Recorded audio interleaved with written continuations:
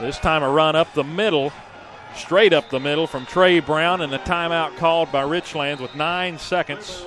And they should give them a couple of seconds back there as the clock ran down. They have 1 left.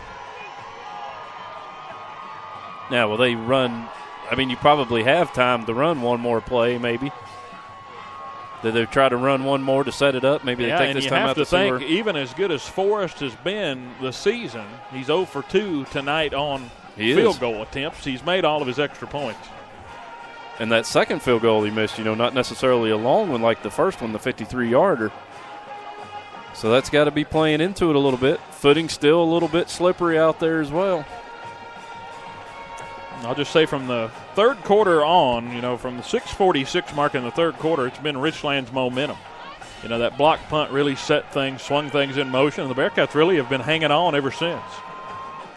And it's really been, the season to this point. Tazewell, we were up big. 14-0 isn't as big as, 30-something to 7 like the Cats were against Tazewell week 1, but you can still see that lack of being able to close out football games, and now Richlands in a spot here where they could steal a win here. 8 seconds on the clock. Richlands does have a timeout left. So they're going to snap shotgun. It again. 2nd down and 7 from the 20-yard line, and this time trying to center it up is Moore, and he'll take a loss of about 3 on the play. So you got to wonder if that yardage will be missed here, as we're going to have a field goal to try to win it. With a miss, we'll head to overtime as Forrest is on for the field goal attempt. So Virginia High with 2 timeouts, so we'll see if they'll try to ice him here. It's going to be about a 42-yarder, dead on down the middle of the field. Breeze in his favor. 4 seconds remaining. And like you said, Virginia High with 2 timeouts. Coach Chris is not near an official, though, so not sure if we're going to see one. Again, a reliable kicker in Forrest, a chance to seal a 5 seed for the Richlands Blue Tornado. A miss means overtime with 4 seconds left. He's going to try to get out there to the official. The official all the way out at about the numbers. So, yeah, Coach Chris looks like he's going to set up to ice the kicker, and he will. So 1 timeout remaining for the Bearcats, as he will try to ice Forrest with 4 seconds to go. So here's what it comes down to. We said these teams were even, and this is think about this. Think about this for a minute too. We talk about the 25-second clock not working. There in that instance, the coach goes up beside the official. Maybe he calls it, maybe he don't. You don't have the 25-second clock to maybe force them into a delay of game penalty. So, if you another were unfortunate, right. That is odd. The clocks are turned on, but they're double zeros. They've been that way all night long. So we are going to see, again, if you're just tuning in, a field goal by Griffith to try to win the football game. Or Levi Forrest, that is, try to win the football game. After that negative 1-yard punt, this is Richlands' 4th drive starting on the Virginia High side of the 50-yard line out of 13 drives. So 3rd. Still 1 timeout left for Cats. 1 play left in this ball game. It's going to be a field goal attempt by Richlands to try to win it from about 42 yards out, as Travis noted. As it is Forrest, the wind with him from the center of the field. Coach Chris looking. It looks like he's going to let the kick play through. The snap is a good one. The kick is up, and he missed it to the right, and we're heading to overtime here in Bristol. Celebration on the sideline for the Cats, because that feels like a win in of itself to keep Richlands off the board another time in plus territory. And for the first time that we've been broadcasting together, and the first time in Bearcat Radio, we're heading to overtime. Free football. And again, not sure if anyone knows much of the overtime rules. It will start at the 10-yard line, much like college. Both teams will get a chance at it from the 10-yard line. Final score, Chilhowie beats Holston 52-0. That game now at a final. So Chilhowie completes the undefeated regular season. Chilhowie impressively, that's their first undefeated season since 1971, and I think 71 was a state championship year too for Chilhowie, although I'll leave that up to you. So we're going to overtime, and that's been a theme, this year in Southwest Virginia. We've seen a couple of overtime games this year. Or we've heard of a couple of overtime games this year. Of course, most notably the Abingdon game against Ridgeview a few weeks ago. That was an important game around the area with points on the line. And this one here, how fitting. These two teams battling it out for the 5th overall seed. And, like we talked about with Doug Rose at half, basically whoever wins has a real shot at getting into the second round of the playoff. Wise Central playing for their playoff lives. 4 minutes left in the fourth quarter of that game. Wise Central 28, the Warriors 28, Grundy 27. Ooh, close game there. Not as close as here, though. We're tied 14-14 as we head to overtime. Richlands has scored the last 14 points of the ball game after the Cats led 14-0. That's a final in that Union game. They win 12-0 over Battle. Torian Bizel will go out for the coin toss. And for Richlands, it's Dylan Adkins, a senior. So 2 seniors out for this toss. Of course, the winner will defer and take defense first.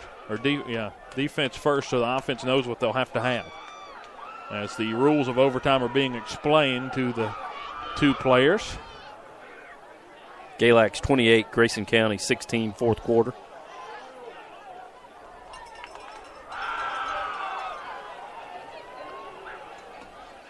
Virginia High won the toss. They're going to play on this far end zone to our left. Let's see. So Bearcats are going to play defense first. Graham running away from Marion now, 25-0 that game coming up late in the fourth quarter. Actually, they messed up their signals here. They're going to have to reset. Richlands will get the ball first to start this overtime, at least what we've got, and they're going to be playing in this other end zone on the far right side. So if you're a fan, now's your time, if you're in the stadium, to scoot down over to this right side, because everything from here on out is down on the flagpole side as the Cats look for their first win against Richlands since 1999. And an overtime game at that. We don't see very many of those. Tennessee High up on South Doyle 24-17, that game in the fourth quarter. So we're done with regulation. Now we head to overtime. The Richlands offense coming out on the field to start things. Again, they'll start at the 10-yard line.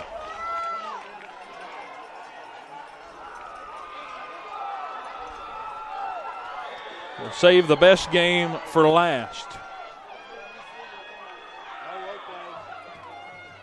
First and goal from the 10 for Richlands. In overtime number 1, the first possession of this overtime. 2 teams, as we said, 5-4 coming in, identical records in district play as well, and only fitting that we had an identical score at the end of 48 minutes as we head to overtime. Moore in the shotgun. He will bring Brown into motion to join him to his right. 4 wide in the set. They'll run straight up the middle with Moore, and the Bearcats there. Gain of about 2, maybe 3 on the run up the middle. Nice stop there, Jalen Dingus and Sean Watkins there to combine for the tackle. All right, time for defense to get a stop here.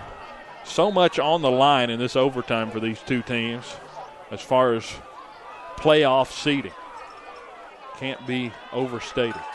Second down and goal from the 7-yard line. Again, working left to right. 14th offensive possession of the night for Richlands. Snap, Moore dropping back, throws underneath on the little pick play, and it is dropped. Wide open, but dropped.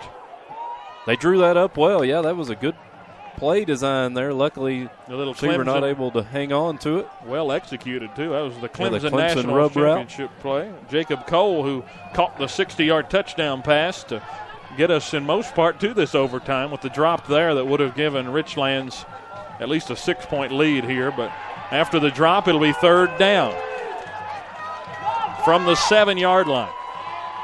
Have to try to get it in here. It'd be interesting what a fourth down would bring with a kicker who is pretty reliable. Moore trying to go with the hard count. Nobody moved for the Cats, and a timeout called by Richlands. So let's discuss timeouts. Is it 1 timeout apiece per timeout or per overtime, or that's do what we I know how wonder. that works? I do not know that far about my overtime. I know that when we were listening to the Abingdon game, they were talking a lot about what overtime rules were, and I know that some of the guys still think it starts at the 20-yard line, but it actually starts at the 10-yard line in high school. That's why Richlands is down inside at the 7 here for this third down. As you mentioned there, it's interesting to see what you might do being on the 10-yard line instead of the 20. I mean, do you take the 3 if it comes up to fourth down? Because then, Virginia High's just got to come from the 10 to score. Getting the ball second in this ball game at home, even if you – we might be thinking too far ahead here, but even if you do score, if you give up a score here, do you go for 2? The game being the way it has been, or do you go for the extra point? Bearcats kick the fired extra up here. At least the fans are fired up over here on the sideline for a big 3rd down and 7. Shotgun set for Moore and this offense of Richlands. They'll motion a wide receiver over from the right to the left. That's Altizer, and empty out the backfield as they move Brown into motion as well. Watch the sneak here as Moore will roll out right side, looking in the back of the end zone. No one there. Moore will run on his own, get up near the pylon or near the sticks, but no, he did not get in. He stopped about 2 yards short. Decision time, and a steady rain starting to fall out there now. And they will, it appears, try to kick the field goal to get it to 3. Get a 3-point lead here in overtime, part 1 of this first overtime. So Forrest, who has made all of his extra points, this is basically extra point length. He's pushed both of those field goals to the right, so now they're on that far left hash. So good alignment for him this time, I think. Snap is a bit low. Moore collects. Nearly getting to it was Ratcliffe. The kick is up, and it is good. So Richlands takes a 3-0 lead in their possession of overtime. Now it's up to the Bearcat offense. A touchdown wins it as the defense has done their part. That's what you want to do. So a short field goal make by Griffith makes it 17-14. And now it's up to the Bearcat offense from the 10-yard line. And this is seemingly, we talk about the red zone woes. It's only fitting that your seeding and basically your playoff life as far as seeding-wise depend on what you can do in the red zone. 10 yards, whether you can get it or not. And if not, you leave it up to a senior, Colton Ratcliffe, to try to put it through to send it to a second overtime. But, of course, I think if you're Coach Christ and everybody, you're just wanting to send this one home right now. It's been a long second half. Coach Christ and the offense saying, let's make it a short overtime. It's starting to rain. Let's get a touchdown and get out of here. Yeah, the rain starting to become a bit of a factor, as Travis said, as it falls. 17-14, Lathrop and the offense on the field here for their possession of this overtime. 12th drive of the night here coming up for the Cats. They'll fake the handoff and go with Rose, and he is met at the line, tries to stay up, and he ends up being tackled for a loss of a yard. Just a nice fight there shown by Rose. He was swallowed up 3 yards deep, and he ended up getting 2 of those back. Brings up 2nd down and goal from the 11-yard line. And as you said, the negative yards are still showing up here in overtime. It's just been a whole second half of lost yardage. 2nd down and goal. Bearcats going to have to answer here. They'll pass. Lathrop rolling out right side. Will throw it, and it's intercepted. A bad decision by Lathrop. We do have a whistle down, as that'll do the game. There will be no return. Lathrop throws it underneath in agony at the 30-yard line, and that's the way this game will play out. An interception on a throw out wide to the right. No one was in the area. And Richlands gets away with an overtime win. Makes it 16 straight now against the Bearcats, and that streak will continue to go as Richlands gets away with a victory here in overtime. What a game we just saw, but another mistake there in the red zone by the Bearcats on offense. Let's take a commercial break. When we get back, we'll break down this ball game. 17-14, Richlands gets away with the win. They will be your number 5 seed heading into the Region 2D playoffs. Titans go!